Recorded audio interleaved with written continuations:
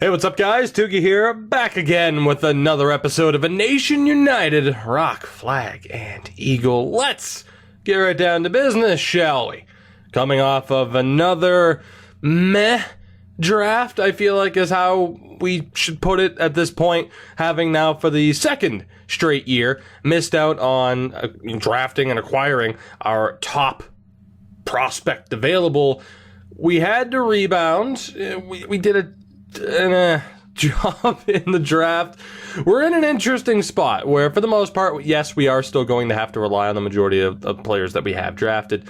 However, we're still not 100% set on how this is going to pan out. Yes, as we continue to move along here, as I am going to go with the 85% trick here with these players. But as we continue to go along, we continue to see which of these players are actually capable of developing the way we need them to. We have to move certain players out before they bust and they don't end up being useful to us. There's still a lot of timing, and of course, whether or not we get lucky drafting certain players moving forward, I feel like our luck is going to improve, unless, of course, other teams continue to target the same guys that we are. I feel like our luck is going to improve once we get into the year 3 draft and beyond, once there are more computer-generated players from the States, particularly at the top of the draft. But for now, we continue to look to improve. And speaking of improving, I think Sonny Milano is already one of the bigger surprises in this series. I certainly didn't expect him to get up to an 84 overall, but that is tremendous. Riley Tufte is also going to be looking for a decent contract. We don't have to give him that much of a pay cut at center. Ryan Donato, of course, looking for a pretty monstrous deal at 23. I'm not really expecting him to get that much better, so I guess the controversy, the controversial decision to make him high top 6 so far isn't proven to be that controversial if he's the same overall as Sonny Milano. Ryan Poehling also needs a deal. We'll drop it down just a little bit. Not a major deal. Yes, I do want to save some money here. At a certain point in time, just in general, I mean, it makes sense to save some money where we can, but of course, we have no idea who's coming up in the free agent list. Now, obviously, as we progress through this series, we're not going to be able to check with free agents, so if we do see a player like a Jack Hughes in the draft and we can't get him, it will make sense to, I didn't even double check to see who wanted to accept and who wanted to go. To be honest, that is completely my fault. I completely zoned out as I was trying to make certain points. Point being, free agency, it's only going to be a major factor for us as long as, actually, the majority of those guys still wanted to accept. That's kind of weird. Free agency is not going to be as major of a factor for us. You know what? I'll just offer them what they want. Once we are in more than 5+ years. I mean, you got to think how many young players are in the game for us right now. The Galchenyuks, the Milanos, as I am in a lot of trouble here in terms of being able to save money. That's not good. That is not good at all. I have no idea what I just offered Belpedio. Hopefully it's not that much. I am going to have to focus solely on the UFAs right now, though. We're in a tad bit of trouble. I kind of wish I didn't offer Milano whatever the hell I just offered him. And of course, Ryan Donato is in a rough spot as well. I have to be honest here. I'm not going to be all that happy if we end up losing somebody that we shouldn't. Not to mention, I don't understand why a lot of these guys weren't willing to take the 85% pay cut, or the 85% trick pay cut, simply because it should have been fine. But hopefully we can still recover here, because, yeah, that would be unfortunate otherwise, really. That's the only way to put it. Oh, menu lag. I definitely didn't hit over twice. You're correct. Let's try this again. 1. Oh, okay, no, you're going to start me right there. Okay, cool. Advanced A. Hopefully Milano rejects. Donato still accepts. Or it rejects. I'm not happy with where this team ended up in the standings. Well, fuck you, buddy. Wait, we don't have the morale system on. Why are so many of these guys rejecting because of our... Oh, of course, Milano's the one guy. Oh, boy. Milano's the one guy who I really couldn't afford to sign. I had to leave him as an RFA. Yep. We're in a lot of trouble. You know what? I'm going to be upfront and honest with you about this. I'm going to restart.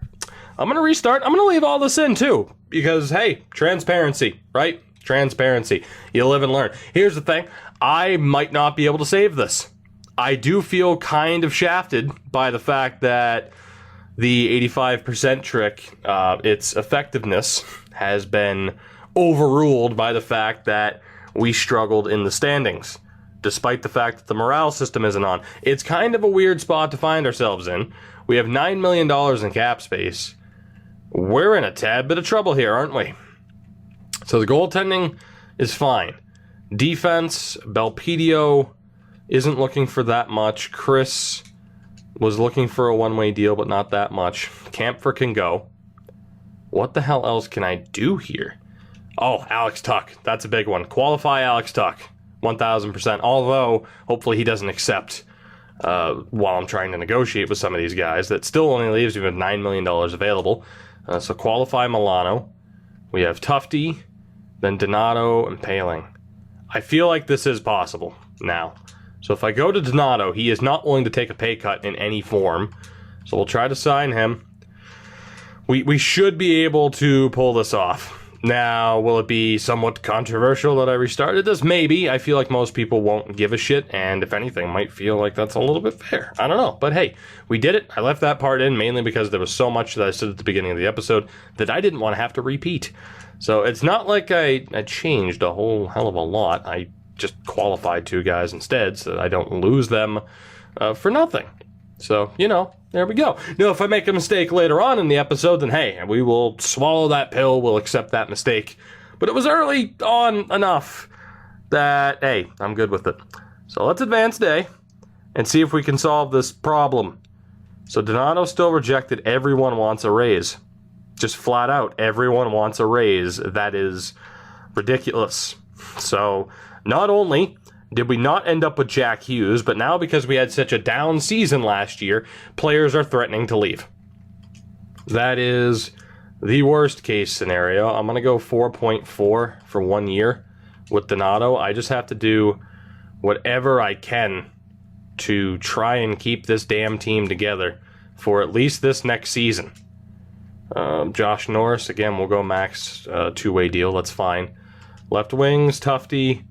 1 year, let's go 1.4. And certainly, I'd say the pressure's on now heading in to next season in terms of this team needing to be successful. If this is now the threat, if this is the reality that we're living in, that players are already wanting to leave because we had a down year, then we're in a bit of trouble. However, I find it funny because where else is Chad Chris going to go to get NHL time next season unless he develops, to a ridiculous extent? Josh Norris, though, is probably the best example. Donato rejects. Chris is back. Paling, Tufte, and Norris rejected. Wow, Norris just outright rejected the max two-way deal. What the hell? Okay. Chalk this up as a curveball that I was not expecting. Now, we do have $8 million to work with, which is solid. We should be okay. Let me just double check. So again, nothing for goaltenders. $8 million to work with. So with Ryan Donato, how about 1 year at, I'm going to have to go up to about 4.75, I'd say, which is fair, but obviously not as much as I was hoping to have to pay him. Riley Tufte, let's go up to 1.8. And Josh Norris, how about, again, I'll offer you a one-way deal. I'm not going to be calling you up, but hey, I'll do what I have to do to keep you here. And then needless to say, we're going to have to pay close attention to how this next season pans out. If we're losing, we may have to offload some of these prospects. Ryan Donato right now is still the only holdout, but we may have to get rid of some people, maybe look to make moves. I'm just saying, Jack Eichel's contract right now is not looking too good. Would Johnny Gaudreau be looking better right now for this team? Perhaps. So there is a lot of pressure on myself right now for that Eichel pick. He needs to deliver big time heading into this next season. I'm going to go up to a square $5 million for Donato. I can't imagine that he won't stay for that price. I'd like to think that he would, but I mean, I'm at the point where I might have to offer him the max that I absolutely can. There we go. So $5 million is enough. So for the moment, we're looking okay, despite the fact that we do have 2 RFAs right now in both Milano and Tuck. And when it comes to the money total, I can't sign Milano. Can I sign Tuck? I could sign Tuck, but it's barely. So we will start free agency with those 2 currently unsigned, but with qualifying offers. It's a near guarantee that we are going to get offers, or at least offer sheets for those guys at the start of free agency. But of course, I talked about free agency. I was kind of hoping to make a play if I had the ability to do so. I don't really have the ability to do so right now, do I? As Charlie McAvoy's an RFA, good lord. Yeah, oh boy. Oh boy. What are we going to do? Right. Let me double check here. You know what? I mean, let's start with goaltenders. We still have Gillies as our backup. In terms of anybody better, I mean, we'd be looking at Ryan Miller for this season, in which case I feel safer with Gillies as the backup, just because he still has some room to get better, right? So while we could technically improve the backup spot, it's just that money for Miller at 2.3. What's John Gillies making right now? I would imagine significantly less. I wouldn't mind improving the backup goaltending, but that money can certainly be spent elsewhere, considering, again, we have 2 RFAs right now. Yeah, Gillies is at 1.1. That's not bad. He might make it to an 80 overall, hopefully at least a 79. We have Hayden Hockey in the pipeline, who might actually take over that backup spot. We know Connor Hellebuck is the man for us, though. So we're going to hold off on upgrading the goaltending position. If there are prospects, that's a different story, and we'll take a look. But let's see what we have there. For the moment, nothing. Just fringe. Capo Kakkonen, Vanasek. Yeah, there's nothing there for us. All right, defense. What about prospects, aside from McAvoy? Which, I mean, wow, he's only looking for 5.7. That could work. Drew Doughty, of course, is Canadian, as is Ryan McDonough. Let me check something here, though. Actually, Ryan McDonough's American. My bad. I thought I was mistaken on that. I'm like, wait a minute. Yeah, Ryan McDonough is American. Again, how easy would it be, EA? I've mentioned this all goddamn year to just let me check. I've mentioned that last year, too. So for anybody who's like, oh, Tookie, you're a content creator. Everything you say gets changed, right? Nope. And I wouldn't expect it to be that way, but you get the point. So Pyonk's also an RFA, but he is eligible. What about Connor Carrick? And yes, I notice Cameron Crotty there. Connor Carrick is also American. However, is he really worth signing? I'm going to say no. He's kind of in that same spot as a Jordan Schmaltz. But is Cameron Crotty or Crotty? Regardless, is he American? He is not. He is Canadian. Which sucks because he would have been a great signing. From Greeley, Ontario. So we have Pionk available. We have McDonough and McAvoy. McAvoy is obviously the target, but I need to free up cap space to do that. So that is bottom line the answer. We need to free up cap space right now. And in terms of how we're going to do that, I'm not sure. I don't know. I have to take a look here. But bottom line is changes have to be made. So we have $10 million on Eichel, 7.5 on Galchenyuk. Now again, these salary hits are not 100% accurate. When you do a fantasy draft, the game will adjust the salaries of players that you have to try and get you closer to the cap floor, which is why a Palmieri and a Galchenyuk are being paid out the goddamn wazoo. It might mean someone has to be moved that I wasn't exactly looking forward to moving. again, you see some of these cap hits, it's fairly ridiculous. We have Will Butcher there, Donato there, Hannafin's fine. Connor Murphy is being paid too goddamn much. Murphy, Palmieri, and Galchenyuk are all being paid too much. What's our defensive situation looking like without Murphy, although the replacement would be Charlie McAvoy? And for that reason, yeah, Connor Murphy has to go. I don't know how, I don't know where to, but Connor Murphy has to go. And ideally, because we still have all of our picks for this year, ideally we don't have to look for a major return here. We just have to look for whatever the hell we can get. And honestly, a team that would like to trade for him, that has cap space, would be tremendous. And also, if they had players on the blocks that match. Evan Bouchard is Canadian. We have Ginning, Benson, Mascherine. They're all kind of those fringe level. Tampa, Stepan, Steen, and Byron. No thank you. Anybody else? Now, I know Pittsburgh has both players that we had, the aforementioned players that we had targeted in the draft. We're not going to be able to do much about that, though. Calgary, nobody interesting.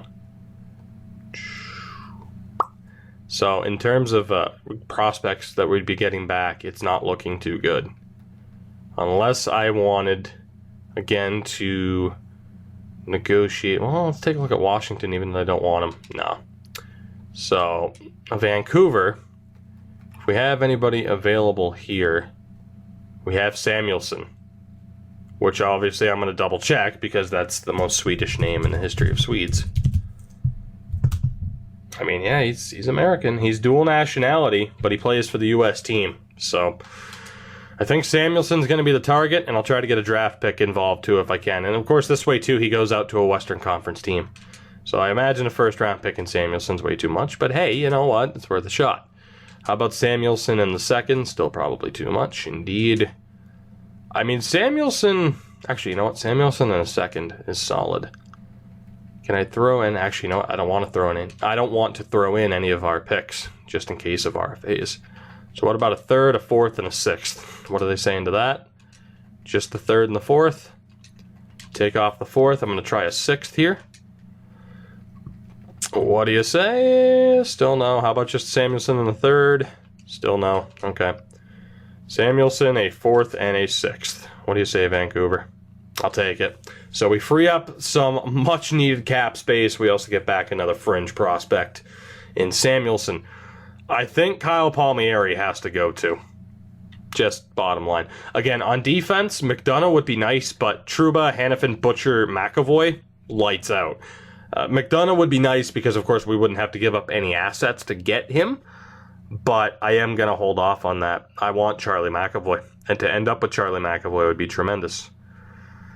But just seeing, let's see, 1, 2, 3, 4, 5, and then the sixth man would be to be determined, but I'm all right with it being a younger player. I want to keep Galchenyuk, obviously. Palmieri has to go. I really wanted to use Palmieri in the series, but it has to change. Let's take a look at Toronto. Again, I'm mainly intrigued by players that they might have on the block, and there's just Morrison and Senyshyn, which, yeah, not happening. Senyshyn, even. Pittsburgh, not going to happen again. I'm looking for a team that's interested in him and that has cap space. That would be the perfect match. That's the first thing we're going to look for. Process of elimination. Colorado might work. Radish, Carlson, Kovanov. No, they do have Cutler, but it's not ideal. Anybody here? Boston, Arizona. Yeah, Arizona's not going to work. All right, who has the cap space for him? Washington, again, has nobody that I want, at least. Vegas, that's $3 million. It's too far. Let's take a look here. Toronto. Again, just Morrison and Senyshyn. Tampa, Senyshyn. What else do we have here that might work out? Who wants... I mean, I don't want to give up Palmieri, but somebody's going to want him, right? Someone who, you know, where I don't have to pay an arm and a leg to get him like I would. I mean, I can still trade him for draft picks, but obviously, too, I have contract spots available. It makes sense to try to fill them.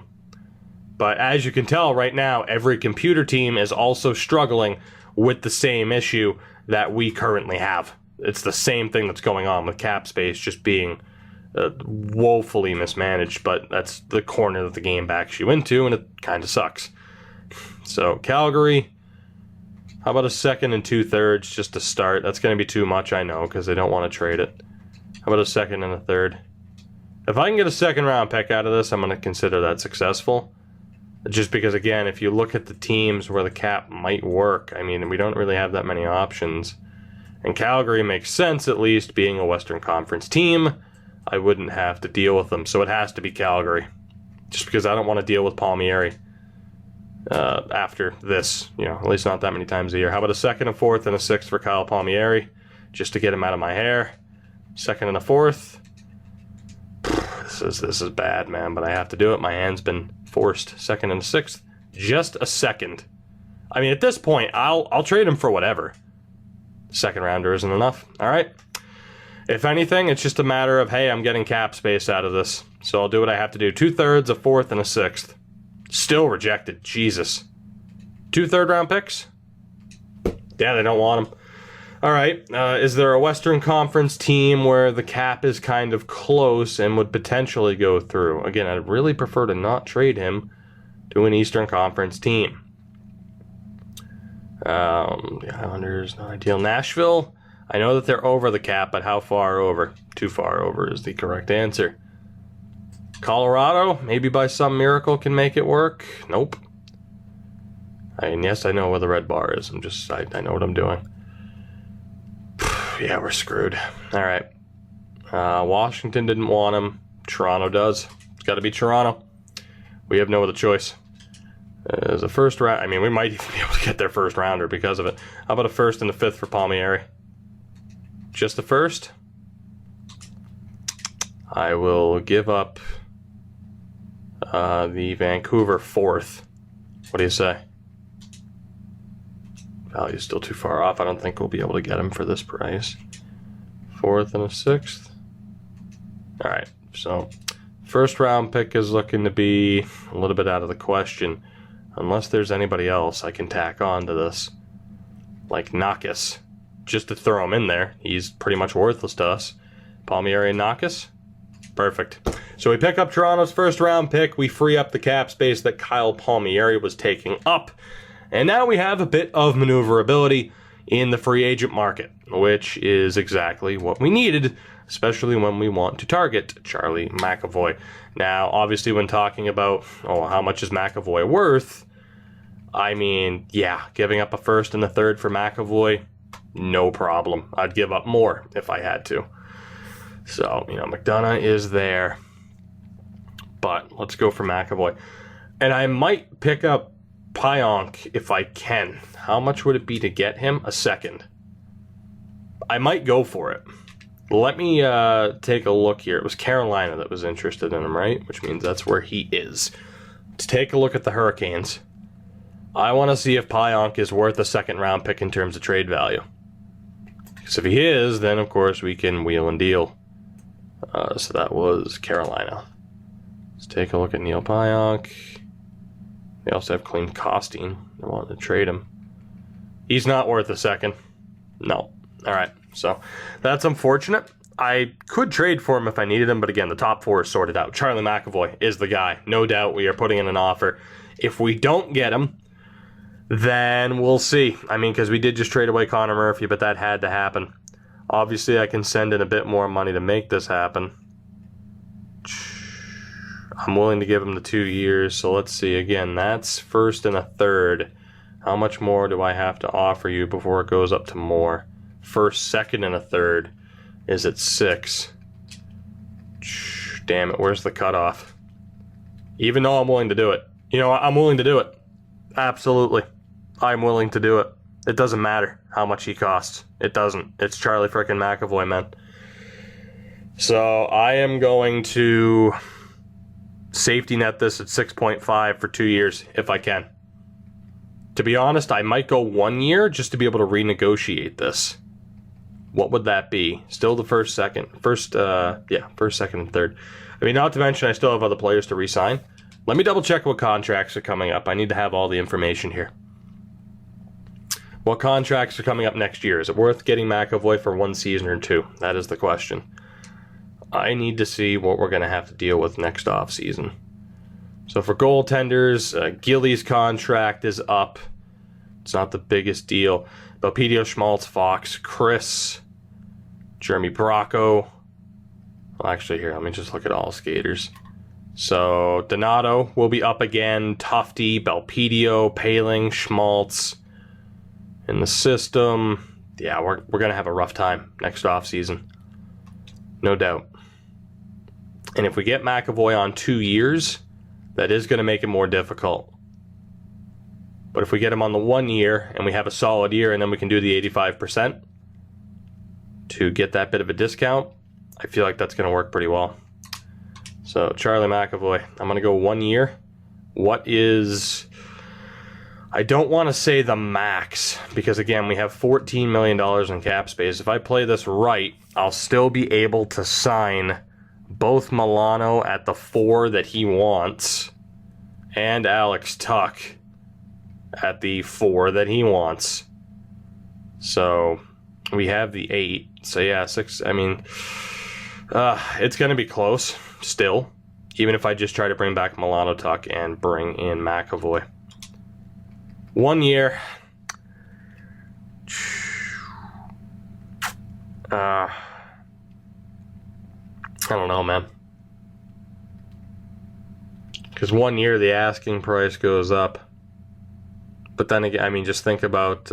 here's the one thing. The reason why I'm not offering him a $4 million deal is because sometimes, at least in past NHLs, if you offer prospects more than what they want in terms of years, it has stopped their progression. With McAvoy, we don't exactly have to worry about his progression. He's already a 91. I'm going 2 years. I'm playing it safe. I can't care about Milano and Tuch. What's the max I can offer him before it goes above the 1, 2, 3? Because, again, we do have the extra first-round pick this year from Detroit. All right, so I can offer him whatever. 2 years at 6.5 for Charlie McAvoy is amazing. What is 7? Does that raise it? It doesn't. Is 6.5 enough? That's my only thought. Is 6.5 enough to make sure that we get him? I'm going to go to 7. He's asking for 5.7, and by me offering him 2 years at 7 mil, the only way he rejects is if he doesn't want to sign here because we had a bad season. That is the only way. So... I'm thinking we're okay. Hopefully. At 2 years, 7 mil. I just have to make sure I can do whatever I can to get him. But I don't want to completely sabotage the team by not having enough money to bring back Milano and Tuch. This year's first 3-round picks and next year's first. All right, so that's where that cutoff is. Where does that cutoff start? I'm going to offer him the max that I can. 1 year. Was it 7.8? 7.875. There we go. So is it right there? Yeah, there it is. So 7.825. 1 year. Literally the max contract that I can offer you. I'm going to do whatever I can to make sure I can keep him, and then we can renegotiate this contract next offseason. This might screw me out of Milano and Tuch. So be it. 1 year, 7.8. I'm willing to give up our next 3 picks. First, second, and third round pick. And let's hope Charlie accepts. That's what it comes down to. Will he accept? So, we've made our play. Again, if I have to potentially lose someone or miss out on somebody because of this, so be it. There's really not a whole hell of a lot I can do. Daniel Brickley is American, so I'm going to give him a chance on this team. Yeah, 2 years at that. 2 years works. Let's go 925 on that. Hetherington's a bit weaker. And then you have Dale Hall, the enforcer. All right, so we're good there with Brickley. Right wing, we have Tuch, Nichushkin, Is Steve Spinner American? I think he is. He is. Steven Spinner is American. 73 overall at 23 years old. At that point, he's not going to make it anyway. Yeah, he's not going to make it anyway. So the only guy I have concern there is Tuck, who of course we still have the rights to.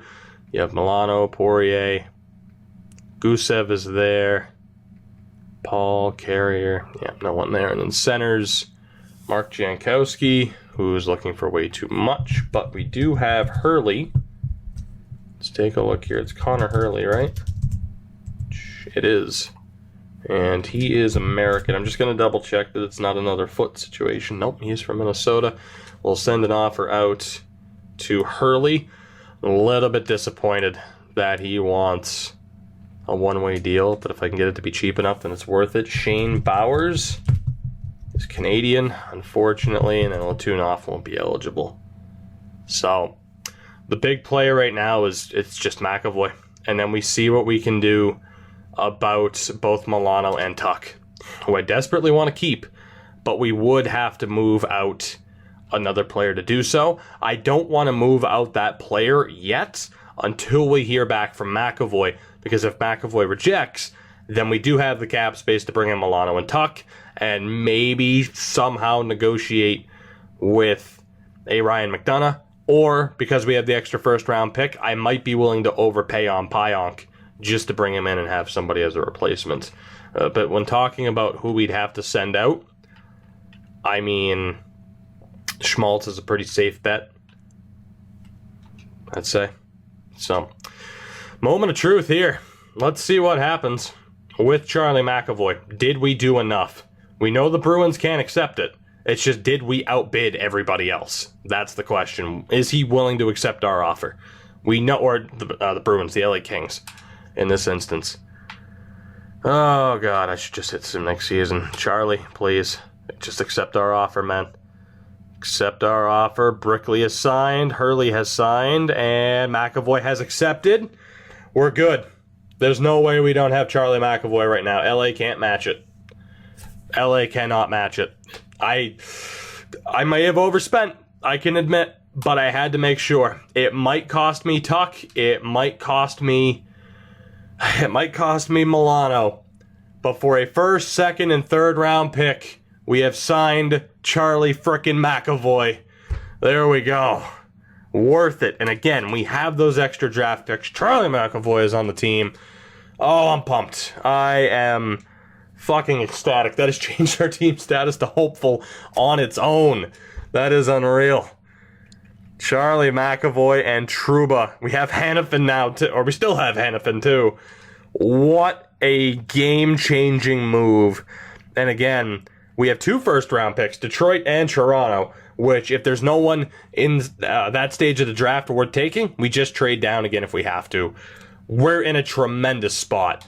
$7.7 million to renegotiate or to continue to negotiate with both Sonny Milano and Alex Tuck. If we can hold on to those two, smooth sailing to the preseason, we sign whatever veterans we have to, and we're golden. So the one downside here is that, what did we have, 7.7? Yeah, 7.7 in cap space. Milano, of course, is looking for the 4.3. Tuck is looking for the 3.95. Which, to be honest, I mean, yeah, it's not going to happen the way it is right now, is it? 8.25. I'm too tired to do the math. I'm sorry. So we don't have to clear out that much. Schmaltz is enough to get the space for both of them. No teams are interested, though. So here's the thing. Right there, if I offer him a 1 year, I can make it happen without the deal. So I drop that down to 1 year. I'm going to drop it to 4.1 even. So we have that at 4.1. Let's see, we have that at 4.1. And then for Tuck at the 3.6, we're in money. We are in the money. Let me just double check something really quick here. Yeah, it's perfect. 3.6 for Tuck. The 4.1 for Milano. If they accept, we are golden. We pull off the heist of the century, turning Kyle Palmieri and an overpaid Connor Murphy, along with a first, second, and a third, into Charlie McAvoy, which to me, fucking worth it every day of the week. Every day of the week. And not to mention, we managed to keep Alex Tuck. We managed to keep Sonny Milano. This team is looking beautiful. Oh my God. We might not have Brady Tkachuk. We might not have Jack Hughes. But we have some pieces on this team with money to spare, by the way, because that's just the way the game works. So I am quite happy. Again, we may have to look at signing some veterans just to take up some roster spots. I'll do that in the offseason, because that is, as it is, the AHL team is already cluttered by those AHL contracted Finns that, of course, fill out the roster whenever you do a fantasy draft. So we keep Sonny Milano. We keep Alex Tuck. We acquire Charlie McAvoy, which, again, yes, we are risking having to renegotiate with him next offseason, but the goal was simple. Get him now, and we did. So now that we did, now that we kept him, now that we kept them and acquired Charlie McAvoy, I mean, goddamn, right? I don't know what else to say. I don't know how else to dissect this current situation. For the moment, we're fine. Will there be consequences later? Perhaps. But for right now, I'm feeling pretty damn good. That's all I can say. A squeaky chair makes its presence felt, as it always does. I gotta admit, I gotta reposition this here. Squeaky chair is falling apart. I don't know what to tell you. So unfortunately for you, because I know how much everyone loves the pristine audio quality, squeaky chair might be on its way out. It might have to wait until God of War comes out, because I'm thinking of picking that up, but still, it might be on its way out. Now, the first thing I want to do here, because obviously we have some contract spots, is we are listed as contenders right now, which is what I like to see. Do we have any players that are worth signing right now? Let's take a look. So Kaliev is not AHL eligible. I don't believe any of those guys are. So we'll hold off on signing anybody, so that's fine. Let's get a look at the main roster. And again, we might be in a spot right now where we have too many players and we have to make some moves for whoever else, for upgrades, draft picks, whatever. As Gillies did make it up to an 80. Hayden Hockey's a 79.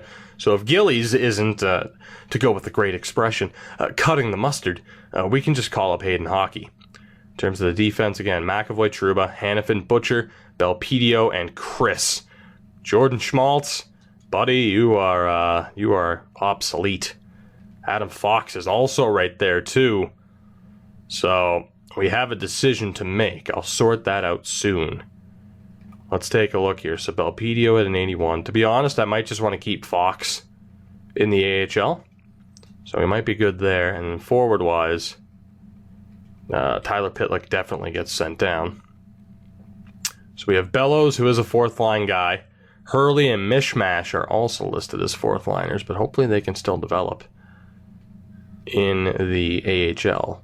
So let me see, if we go solely off of best overall players, what do the NHL and AHL lines look like? So no second liners there. So I could go with, Kyler or Paling. Let's just say we go with Kyler. So Galchenyuk, Donato, Kyler. Donato's the best center there. And then we have Milano. To be honest, I'd probably still go with Galchenyuk, but then even so, Milano, Donato, Yamamoto, the O-line, Galchenyuk, Eichel, and Tuck.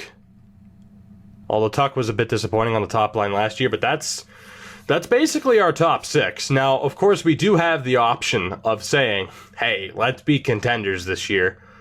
I could easily trade a prospect and whatever else, a prospect. I mean, picks were kind of rough on right now.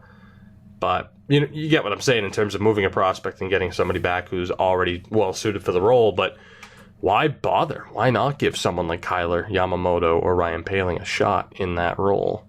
So in the fourth line right now would be Wood, Poehling, and Gaudette.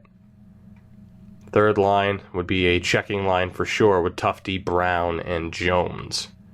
I don't want to play Tufte on his natural side. Defense, Trouba, McAvoy, Hanifin, Butcher, Belpedio, and Chris. That is so stupidly good. That's the only way I know how to phrase it. That defense is tremendous. The oldest player is 25 years old in Trouba. My God. And then, of course, Connor Hellebuck and John Gillies are there. What does the AHL squad look like? Because, again, changes could be made. So goaltending is Hockey, and Ottinger's up to a 77. To be honest, I think it would be worth trading Hayden Hockey and having Ottinger be the full-time starter. That way he's not secondary. So we decide between Hayden Hockey and John Gillies. Gillies kind of struggled last year. Hayden put up a 930 in the AHL. So we could decide between which one of those we want to keep, and then we just simply sign a goaltender who is worse than Ottinger, but still good enough to be a competent backup for Cleveland to try and make sure that that team does as well as they can this season. So that's looking good. That's looking real good. I'm liking the looks of that. And then I want to take a look at the defense first. So Schmaltz would be the first guy taken out, although we have nobody to take him out for. So we've pretty much given up on him being the future of the team, but we could go with a Borgen-Fox top pairing, since both of them are close to being ready. Hughes and Ference, or perhaps Ference, on the second pairing, and then just to make the team ready, to make the team better with Brickley and Schmaltz. Where the hell did I get Bredy from? I think I combined better and ready. And Brickley. Bredy. To make the team Bredy, we have Brickley and Schmaltz as the third pairing, without having to sign a Nate Ginnon type, even though he retired. That defense is filthy. Just filthy, although, of course, you could argue Hughes and Ference, I'm going to keep saying Ference, deserve those spots. Borgen and Fox, of course, are going to be pushing for NHL spots, the ones currently preoccupied by Belpedio and Chris. And that's the thing. We're in the early stages of a potential prospect factory, because if Chris becomes a good enough replacement for Butcher, we move Butcher. Chris moves up, say then we have Quentin Hughes. He's good enough to take Chris' spot. Chris gets traded, and you just keep that cycle going, although obviously we expect Hanifin, Trouba, and McAvoy to be here full-time, even though I am a bit worried about Noah Hanifin becoming that top two defenseman over whoever the hell I picked him over back in the day. You get the point. And hopefully you guys share my excitement for this team, because this is looking sexy. It's the only way to put it. This is looking good. So we are going to have to sign some forwards just to make the team better. Only 4 of them, though. So we go and sign the 4 best American free agents that we can get. The one thing I'm worried about is the development of Mishmash, Bracco, and Bellows. Obviously, their development is still quite important to us. Connor Hurley as well, who we just signed, being a 77. So we do have that question mark. But above all else, we do need to sign those 4 best free agents that we can. I'm going to take a look as well at our trade values. Wow, see, Doughty and McDonough are there because nobody can afford them. I am going to take a look at the trade value of someone like a Schmaltz as well to see if it makes sense to trade him and get something back instead of just leaving him there as a good player for us. So let's take a look here at forwards. Again, unfortunately, I have to go off of a best guess, which is disappointing. Troy Brouwer is Canadian. Richard Panik is not even North American. Jamie McGinn, I imagine, is Canadian. He is. Clutterbuck, you have to be Canadian. Yep, you are. Archibald. Josh Archibald, you are American. Also listed as a fourth-line forward. There's not really a whole hell of a lot I can do about that. You're pretty well-rounded, though, for the AHL. So, it would have to be an entry-level deal, though. So, never mind, not ideal. I gotta start looking for the ones. Matt Bolesky is Canadian. Gregory Hoffman is Swiss, which is weird. Zach Cassian is Canadian. Matt Martin is Canadian. Kyle Clifford? I think people were mentioning Kyle Clifford before. Canadian. Unfortunate. What about old Rocco here? Rocco Grimaldi is American, but he wants 3 years. Son of a bitch. Again, I don't want to sign these guys to an entry-level deal, even though it does kind of make sense. But you never know when we're going to have too many prospects for the spots. I don't want to... I'm doing it my way. Is it more frustrating and more difficult and more time-consuming? Yes. Welcome to one of my videos where I'm stubborn and stuck in my ways, and I do things the way that I want to. So we're going to sign Nate Thompson here. So that is 1 of 4. JT Brown is American. Beautiful. JT, welcome to the team. From Twitch streamer to Twitch streamer. Glad to have you on the team. Luke Glendening is also American. Sign him up for the year. And last but certainly not least, you already know, Jimmy Hayes getting signed. Beautiful. So there we go. Those are the big 4 free agent additions to the AHL side of things. Let me sim forward until they're all signed. There we go. That's taken care of. Let's get a look at what the AHL lineups will look like with their additions to the roster. And we'll see how we want to take it from there. Again, the key right now is that we have options, right? We do have options. And again, we will go over them in a moment. So, the team's looking pretty good. Although I want to move them around, and I'll probably play Pitlick on a higher line. It's him or Hayes. I'm going to go for Hayes. Actually, it's JT Brown could work too. No, I'll go for Jimmy Hayes just because of the physical presence. So let's just have the power forward kick the shit out of you line, and Bellows, Mishmash, and Hayes. Hurley, Norris, and Bracco. And Hurley's actually a really good center. So from there, let's go with... who's the better center here? Glendening. And we'll go with Achari. So we have...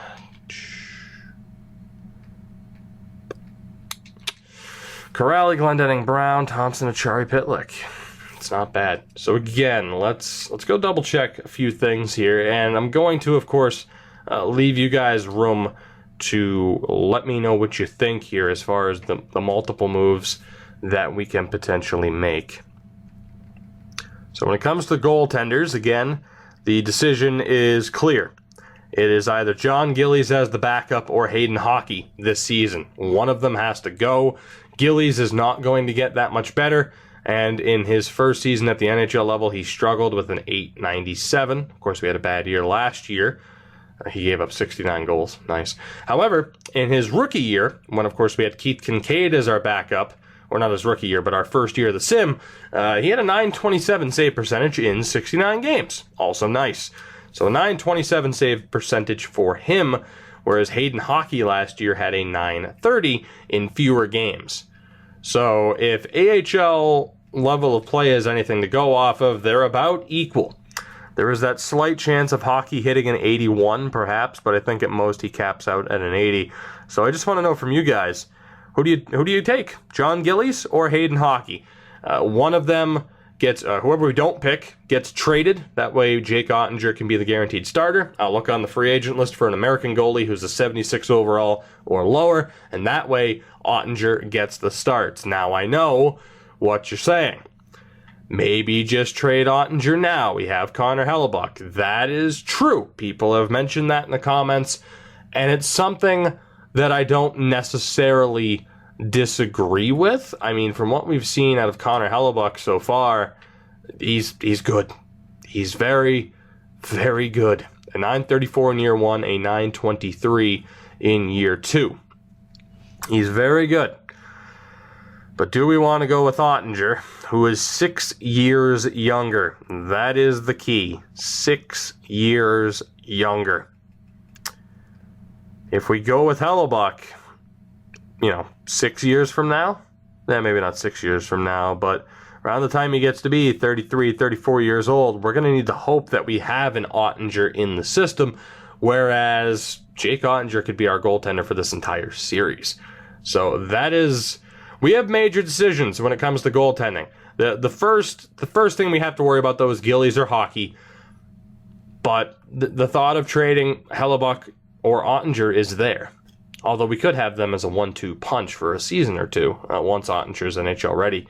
So we certainly have things to think about when it comes to goaltending.